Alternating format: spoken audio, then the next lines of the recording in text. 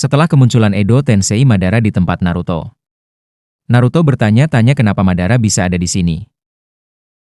Bei kemudian memberitahu Naruto jika Madara di sini bagaimana dengan para Kage. Dengan emosi Naruto bertanya apa yang Madara perbuat pada para Kage. Naruto bertanya lagi dengan sangat marah sambil mengeluarkan cakra yang besar. Madara sendiri tidak tahu, tapi yang jelas mereka semua sedang tidak baik-baik saja. Mendengar itu Naruto langsung melemparkan besi yang menancap di tubuh Hachibi ke arah Madara. Kemudian Obito menyerahkan senjata kipas milik Madara. Hanya dengan mengalirkan cakranya pada senjata kipas, Madara dengan mudah menghentikan serangan Naruto. Di tempat para Kage Tsunade yang mulai sadar segera memanggil Katsuyu. Kondisi Tsunade saat ini tubuhnya terbelah jadi dua. Namun dia meminta tolong Katsuyu untuk membawa tubuh Kage yang lain mendekat. Tsunade merasa masih bisa menyelamatkan mereka. Madara kemudian dikejutkan raungan wadah biju. Dia menyebut Obito terlalu ceroboh dan terburu-buru, bahkan sebelum menangkap Hachibi dan Kyuubi. Madara juga protes soal kebangkitannya dalam wujud Edo Tensei. Dalam perjanjian mereka Obito seharusnya membangkitkan Madara dengan Rinne Tensei no Jutsu milik Nagato. Obito menyebut Nagato telah mengkhianati mereka. Seperti yang diketahui Nagato menggunakan jutsu itu untuk membangkitkan penduduk desa Konoha. Semua pembicaraan itu didengar Naruto dan yang lain. Yah, yang sudah terjadi biarlah terjadi. Madara sendiri yang akan menangkap Hachibi dan Kyuubi. Tepat setelahnya Naruto sudah di depan Madara dengan biju dama di tangan. Menggunakan senjata kipasnya lagi untuk menahan biju dama Naruto. Naruto terkejut biju damanya tidak meledak. Itu diserap dan dipantulkan kembali oleh kipas itu. Bayangan Naruto yang terkena ledakan itu akhirnya menghilang.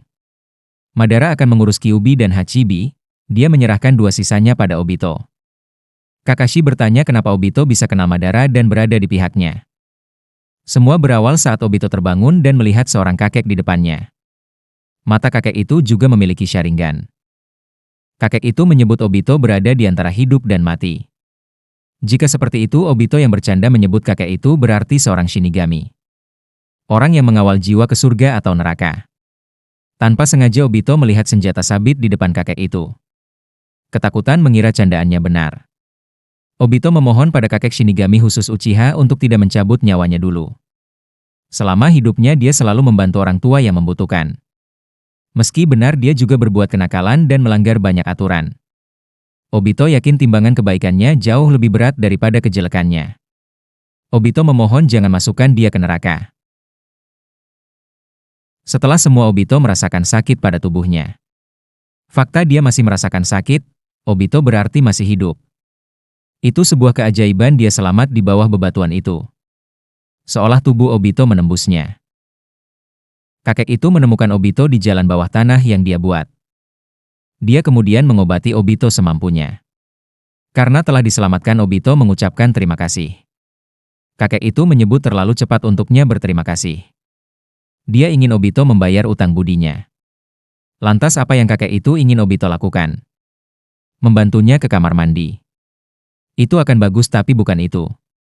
Obito meminta maaf terlebih dahulu, dia tidak bisa selamanya berada di sini. Saat ini sedang terjadi perang dan dia harus kembali ke Konoha. Karena Sharingannya telah bangkit. Obito saat ini merasa bisa melindungi rekannya. Dengan tubuh seperti itu hidupnya sebagai shinobi sudah berakhir. Obito menyangkal itu. Dia yang akhirnya membangkitkan Sharingan kemampuannya semakin lebih baik. Dengan itu Obito tidak akan membiarkan teman-temannya dalam bahaya lagi. Kakek itu menyuruh Obito melihat kenyataan. Tidak ada yang pernah berjalan sesuai rencana di dunia ini. Semakin lama kau hidup semakin kau menyadari bahwa hanya rasa sakit dan penderitaan yang ada di dunia ini.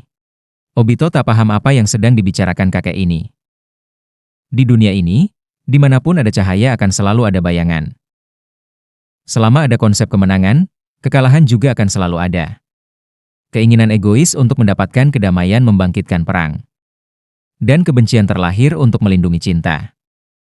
Ini semua adalah hubungan sebab akibat yang tak bisa dipisahkan. Obito mulai tak tertarik, kakek ini terlalu banyak bicara. Dia paham jika orang tua suka cerita. Namun jika sudah mulai bicara itu akan terus begitu. Jadi Obito mengalihkan pembicaraan dengan bertanya di mana tempat ini. Akibat menyelamatkan orang lain dia terluka, tanya kakek itu. Obito jadi marah dan menyuruh kakek itu untuk diam. Dia tidak ingin tinggal di sini lebih lama. Kakek itu menyuruh Obito pergi jika dia mau. Itu pun jika dia mampu bergerak. Obito mulai merasa ada yang aneh. Kenapa ada seorang kakek tua dengan Sharingan di tempat seperti ini? Jika dipikir-pikir lagi, Obito telah mengenal semua kakek dan nenek yang tinggal di Konoha. Itu artinya kakek ini bukan lagi shinobi Konoha. Dengan kata lain, dia adalah kriminal atau ninja pelarian dari Konoha. Obito bertanya siapa kakek itu sebenarnya. Dia menyebut dirinya sebagai hantu Uchiha, atau lebih dikenal sebagai Uchiha Madara. Obito yang terkejut bertanya lagi apa maksudnya adalah leluhurnya. Jika itu benar seharusnya dia sudah mati bertahun-tahun yang lalu. Jadi Obito lebih percaya kakek itu adalah seorang Shinigami daripada Uchiha Madara. Kakek itu juga tidak keberatan disebut Shinigami. Karena kenyataan saat ini benar-benar sebuah neraka baginya. Dia bahkan bisa mati kapan saja jika tidak terus menyerap cakra dari patung Gedo di belakangnya. Obito baru menyadari itu dan ketakutan. Dia berusaha pergi dari tempat ini meski tubuhnya tidak mampu memenuhi kehendaknya. Kakek itu atau Madara menyuruh Obito berhenti. Tidak ada jalan keluar dari tempat ini. Jika Obito terus bergerak, sel Hashirama yang Madara tanamkan susah payah juga akan rusak. Namun Obito tidak peduli ucapan kakek itu dan terus bergerak. Apakah sebegitunya Obito ingin mati? Masih banyak hal yang perlu Obito lakukan, jadi jangan terburu-buru untuk mati. Obito yang sudah kesal dari tadi bertanya apa yang sebenarnya kakek ini inginkan darinya. Dengan tatapannya yang tajam, Madara menyebut, memutuskan takdir dunia ini. Dunia yang hanya berisi pemenang. Dunia yang hanya ada kedamaian. Dunia yang hanya berisi cinta. Madara ingin menciptakan dunia semacam itu. Lalu kenapa? Obito tidak peduli hal itu. Dia hanya ingin kembali pada teman-temannya di Konoha. Madara sudah bilang, tidak ada di dunia ini yang akan terjadi sesuai rencana. Kau akan menyadari itu pada waktunya.